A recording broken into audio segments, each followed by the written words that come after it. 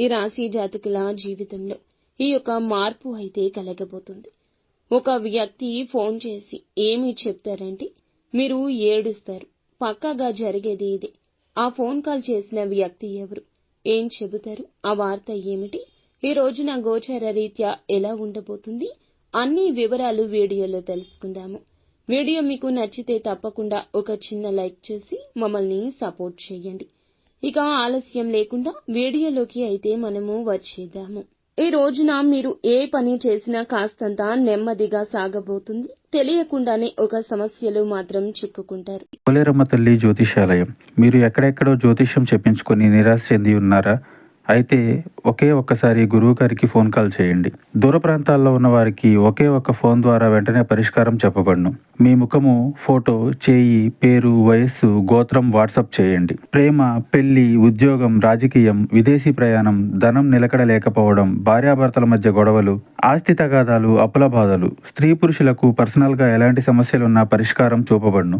గురూజీ రామరాజు గారు. Phone number 9701875831. జాగ్రత్తలు తప్పక తీసుకోండి. జాగ్రత్తలతో పాటుగా ఆలోచించి అడుగు వేయండి. తెలిసి తెలియక ఏదో ఒక తప్పు గతంలో చేసి ఉండొచ్చు. ఇతరులతో మాట్లాడేటప్పుడు ఈ విషయం మీద జాగ్రత్త. ఉన్నది ఉన్నట్లు మాట్లాడడం వల్ల మీకు శత్రువులు అధికంగా తయారవుతారు. మీకు ఒక ఫోన్ కాల్ వల్ల అనుకునే విధంగానే ఇబ్బందులు అయితే రాబోతూ ఉన్నాయి. కోపంలో మీరు ఏదో ఒక విషయంలో మాట జారి ఉండవచ్చు. దాన్ని పట్టుకుని మీ పైన ఇతర వ్యక్తులు కక్ష సాధించబోతున్నారు. మీకైతే ఖచ్చితంగా నిందలు రాబోతూ ఉన్నాయి. నమ్మినా నమ్మకపోయినా ఇదే వాస్తవము. ఏదైనా విషయం గురించి నిజాలు తెలుసుకుని మాట్లాడే ప్రయత్నం చేయండి. ఎక్కువ మటుకైతే మీరు మాట్లాడకుండా సైలెంట్ గా ఉండడమే మేలు. అయితే ఖచ్చితంగా ఈ రోజున ఈ ఫోన్ కాల్ అయితే వస్తుంది. తెలిసి తెలియక తొందరపాటు వల్ల చేసిన తప్పు వల్ల మీరు తిట్లు తినబోతున్నారు. మీకు తెలియకుండానే అది జరిగి తీరుతుంది.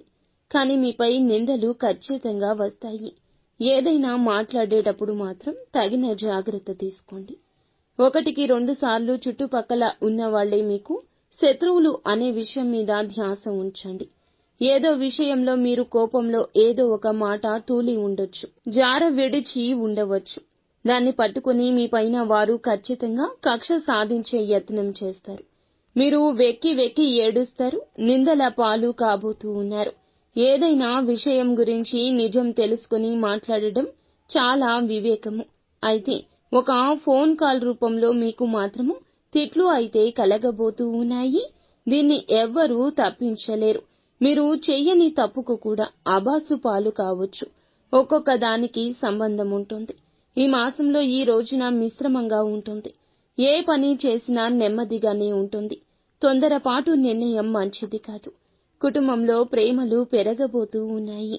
పాత ఆరోగ్య సమస్యలు తీరిపోయే అవకాశం ఉంది.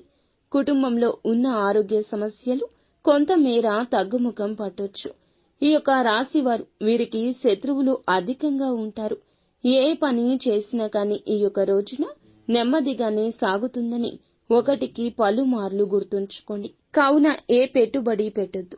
ఏ నూతన నిర్ణయం, ఏ నూతన కార్యక్రమం కోసం తీసుకోవద్దు. ఇబ్బందులు అనేవి మీకు చెప్పి రావండి. కావున జాగ్రత్త వహించడం మీ వంతు. మీకు మాత్రం ఈ రోజు ఇలా ఒక ఫోన్ కాల్ వల్ల మాత్రం పక్కాగా తిట్లు వస్తాయి. అబాసు పాలు కాబోతున్నారు. తెలిసి తెలియని నిర్ణయాలు తీసుకోవద్దు. పనుల్లో ఆటంకాలు వచ్చే అవకాశం ఉంది. ఆలోచించి నిర్ణయం తీసుకోండి. పనులు వాయిదా వేసుకోకండి. నెమ్మదిగా అయినా సరే పూర్తి చేయండి. పనులు మాత్రం వాయిదా వేస్తే మీ మీద ఉన్న ఇంప్రెషన్, గౌరవం కోల్పోతారు. మీ పక్కన ఉన్న వారిని మీరు ఖచ్చితంగా గమనిస్తూ ఉండండి.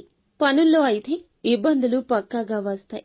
నిత్యము కూడా శివారాధన చేసుకోవడం, ఏదైనా పని మొదలు పెట్టే ముందు గణపతికి పూజ చేసుకోవడం మంచిది.